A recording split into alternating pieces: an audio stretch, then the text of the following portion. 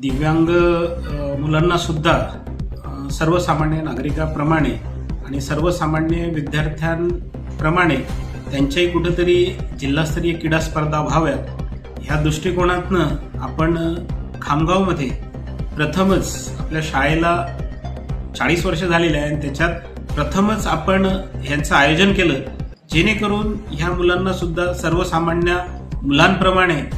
एक खेळाचं कुठंतरी प्लॅटफॉर्म, एक संधी उपलब्ध व्हावी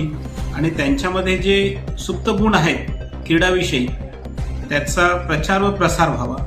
ह्या उद्देशाने आपण इथे दिव्यांग जिल्हास्तरीय मुला-मुलींच्या क्रीडा स्पर्धांचं आयोजन केलेलं आहे. ह्या स्पर्धेमध्ये सहभाग घेतल्यानंतर त्याला पुढील स्पर्धेत कसा भाग घेता येईल किंवा काय संधी उपलब्ध होणार आहेत? सगळ्या जे जिल्ह्याभरातील आपल्या जवळपास 17 अशा विविध दिव्यांग शाळा आहेत आणि सर्वप्रथम शालेय स्तरावर त्या मुलांच्या स्पर्धा होतात. त्याच्यात रनिंग आहे, गोळाफेक आहे, लॉंग जंप आहे आणि दिव्यांग जे आहे फिजिकल हँडिकॅप त्यांच्यासाठी ट्रायसायकल्स, चालणे, गोळाफेक अशा विविध 89 प्रकारचे याच्यात स्पर्धा आयोजित केल्या जातात.